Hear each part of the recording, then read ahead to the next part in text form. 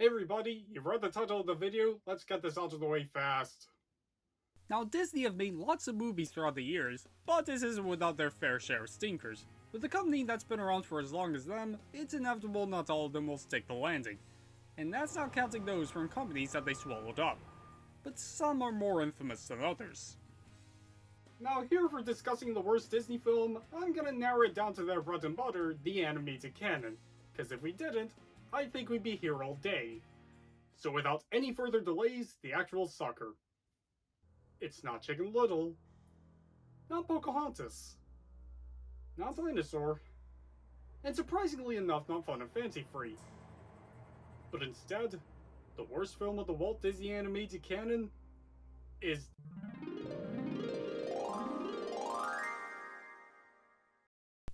Ha ha, very funny. Get to the actual worst one.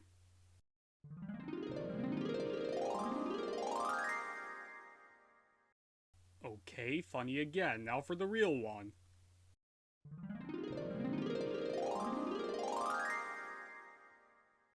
This is starting to get old.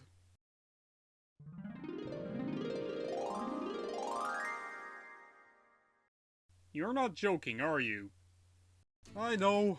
I'm just as surprised as you are. As a big Disney nut, I should love this particular movie. But the sad, brutal truth is that I don't. In fact, you could say I hate this movie. I really hate this movie. But going over why is like explaining that Santa Claus isn't real. It may be hard to believe at first, but after pondering it over for a minute, it all makes sense. He's not! No, he never was! So now, let's peel back the layers of this filth and see why this classic is anything but. Begin. We start off with Eric on his ship with his mates generally discussing about the sea and myths about mermaids. A completely skippable scene, what a great start. We then dive down into the sea to get acquainted with the film's world. So far, this doesn't look like worst Disney movie material. It has good animation for sure, but you know what else has good animation? Shrek 3. We now go to a concert hall with King Triton and Sebastian conducting a concert showing how great the king is, insert question marks, but the main star Ariel is nowhere to be seen, as she's instead scavenging shipwrecks for relatively useless junk with his friend Flounder. They then get chased by a shark and narrowly escape. When you watch the film more, you'll wish those two got eaten. They head up to the surface to meet up with a seagull named Scuttle, who I'm convinced was made for the sake of merchandising, and gives his own theories on what those things are, like using a fork as a hairbrush and calling it a dinglehopper. I'm sorry, but this is cringe-inducing. I can see why people find this amusing, yet for me, this is painful. I honestly had to put on a Saw movie after watching this film, and that was somehow therapeutic in comparison. Ariel quickly realizes she missed the King Triton's Great Against musical, and heads back down to her father.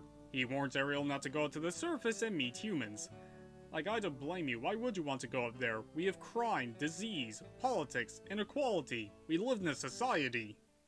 But it turns out that Ariel Nova Light is a hoarder. With a vast collection of human artifacts, we cut into the famous song Part of Your World, which is honestly one of the dullest musical numbers in a Disney movie staging-wise. Nothing happens throughout this song. We get the concept of Ariel wanting to be with other humans despite being spoiled with trinkets she practically stole from the dead sailors with no remorse or respect whatsoever.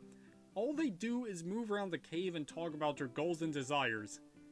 That's it. Why not go crazy with the visuals for Ariel doing what she wants in this animated fantasy fairy tale movie? South Park managed to do that well with this kind of song 10 years later. Not even the slapstick with Sebastian could keep me intrigued. Sure, I myself may have a lot of stuff, I mean look around. And yet you don't see me singing to my copy of Excitruck on how I want to get a girlfriend, now do you? Afterwards, Ariel disobeys his father spying on his ship with sailors and falls in love with Eric as she sees him receive a giant statue of him for his birthday with a resounding response of, "Eh."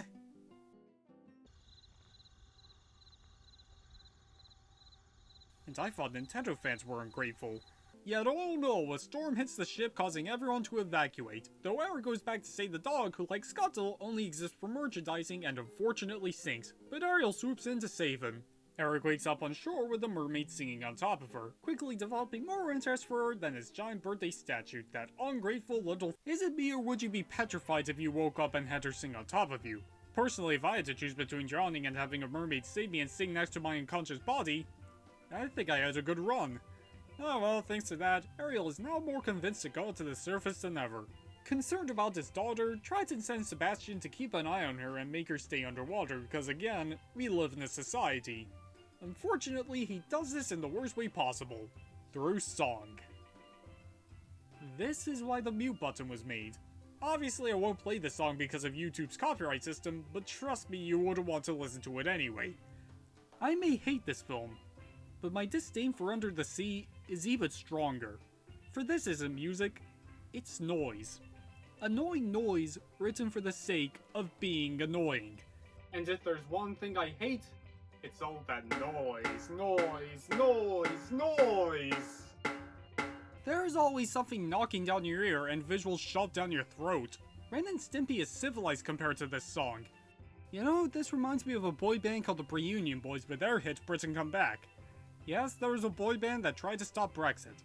I'm only bringing it up as both that and Under the Sea are just as effective as Ariel's Gone, rendering that excruciating combination of music and animation pointless. Yet we then get to the best scene of the entire film, where after Flounder stole Eric's statue for Ariel, Triton discovers his own daughter's collection of useless crap. Probably should have closed that door beforehand. Oh boy, something bad's about to happen! This scene starts with the usual, nah, you don't want to go to the surface of humans, they stink. And then cuts to, but father, these humans are pretty cool thanks to their spinkle spankles! And after slipping her mouth off her crush at the worst possible time, Triton gives Ariel a much needed reality check and destroys her cave of garbage. It was pretty satisfying, not gonna lie. Daddy, no! Daddy, yes!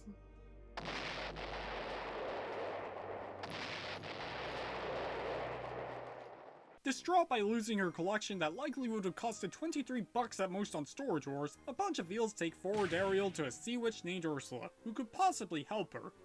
All as they make a sketchy deal with her, and if they don't repay the favor, they turn into the Space Jam aliens.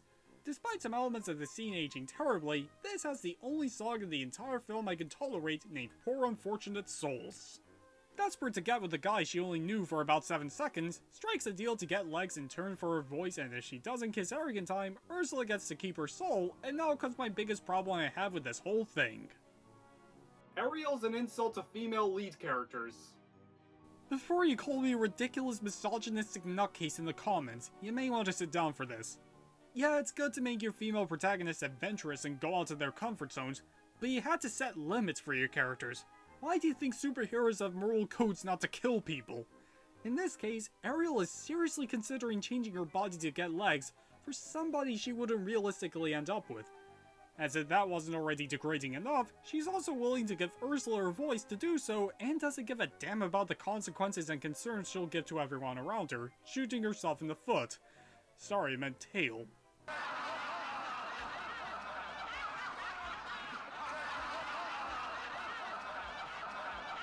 And to make things worse, Ariel is actually hesitant to Ursula and doesn't think that this is a good idea at one point.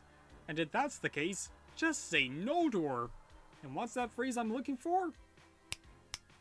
Oh, right, standing up for yourself. Like seriously, nobody would ever go that low just to follow their desires and actually go through with it, right? And she goes through with it. You want to know who the main target demographic for this film is? Kids. Kids who look up to princesses, particularly young girls.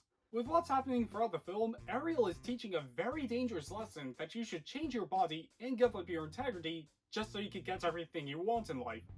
And to make matters worse, you sadly don't get to fulfill those dreams in the real world, making this movie a really bad influence on impressionable minds. This film came out the same decade as Sarah Connor and Ellen Ripley. There is no excuse. Ariel is the female protagonist, what Superman 64 is to video games. And we're not even halfway through the darn thing. Back to where we were as the film briefly turned into a Bandai Namco game, Ariel can now go to the surface voiceless thanks to her new legs, and with that, my hopes for her to succeed have now sunk to the abyss of the ocean to never be seen again. But when you betray the entire ocean with your unrealistic selfish goals, at the very least put some clothes on first. Her marketable friends then find out, and wait a minute, why are you still hanging out with her? Didn't she justify everything you all stood for? And how are they so easily convinced to help her by her puppy eyes? If I was in Sebastian's shell, I would have easily left her to become fish and chips! They unfortunately help her against their will, and she finds Eric and the two set a date. Meanwhile, Triton grows more concerned about his missing daughter and sends one minuscule seahorse to search the whole ocean for Ariel, like the good loving father he is. Ah, don't worry, Your Majesty. Here she is. Back on land, a voiceless Ariel is now determined to have Eric kiss her as soon as possible. That's gonna be a good challenge for her to think of how she can convince him. Oh wait, it's not, because her traitor friends are there to help. And come to think of it, I don't think there's a single character I like in this whole movie. Down Ariel, we already established, is a stupid spoiled bratwurst, and Sebastian is practically Jigsaw of the music degree. Flounder I hope gets turned into sushi and looks like an alcoholic in the straight to video sequel for no reason. Scuttle is proof evolution can go backwards. The dog who caused the rest of the movie to exist, and because of that alone, I hate him. Triton, as satisfying as destroying that cave was, does raise a few eyebrows when he treats his own daughter a couple to a drug dealer. Ursula kicked off the AI voice actor replacement uprising, and the captain who I don't have much to say about, so consider him spared. As Sebastian roams around the castle, we get to the best character in the film, the chef. And even then, he still manages to disappoint me. He couldn't even kill the crab. Come on, after that torture device of a musical number, he clearly deserved to die. After a disastrous dinner is the dawn of a new day, and as Eric give Ariel a tour of the kingdom, dance at one point, and yet they still don't kiss. What was the whole point of that scene again? None, you idiot! And to close the skippable day off, they go on a boat in a river and comes kiss the girl, aka the peer pressure song, which is definitely one of the film's better musical numbers. I didn't say it was good. In fact, dare I say, this sequence is stupid. Like, first off, how do the fish and flamingos know what song to play? Second, the song is basically forcing Eric to kiss Ariel at gunpoint. Smooch. And third, the lyrics don't go to Eric's head despite being spelled out to him. But then again, I must be one of those people who understand the lyrics when sad or something. Hakuna Matata. What a wonderful phrase! But ultimately, it doesn't work yet again, leading Ursula to use Ariel's voice to lure Eric. The next morning, as Ariel goes down the badly rendered stairs, she discovers Eric with Ursula in disguise. And as weird as what I'm about to say is, I think the movie should have stopped there. Harking back to what I said about Ariel being a bad influence for kids, this perfectly showcases the dangers of taking the easy way out in life by taking these questionable life choices and serve as a powerful cautionary tale, teaching kids the consequences of these risks and that life isn't all that cracked out to be. But apparently it's kids' movie law to finish with a happy ending, so the show must go on as much as I'd hate to say it. But in hindsight, that's probably for the best, because if you really think about it, Ursula going after Eric, who's significantly younger than her, is a tad bit creepy and makes this film more questionable and messed up than it already was. Why did Congress preserve this film? Ariel and her gets onto jail carts that are her friends, then sabotage the wedding, and she gets her voice back reuniting with Eric. Oh, go back to her losing everything! She asked for it! But the sun unfortunately sets, and now Ariel pays her end of the bargain, turning back into a mermaid. Oh, thank you. Just as Ariel turns into a Space Jam alien, Triton gives Ursula his power to save her, with him becoming the alien, and Ursula now has all the power of the ocean and becomes a giant. Are you kidding me, movie? Not even creature features are this over the top. And so, Eric heroically slams a ship into Ursula's stomach in Mr. Creosote fashion, defeating her once and for all. This is really one of the darkest Disney villain defeats? I agree it's not a pleasant way to go out, but it's not all that different from Prince Philip throwing his sword into Draco Maleficent's gut in Sleeping Beauty. With Ursula defeated and everyone under her deal free, Triton then gives Ariel rounded empty bold her true desire, to be with Eric. Triton, no! We live in a society! Keep her away from him!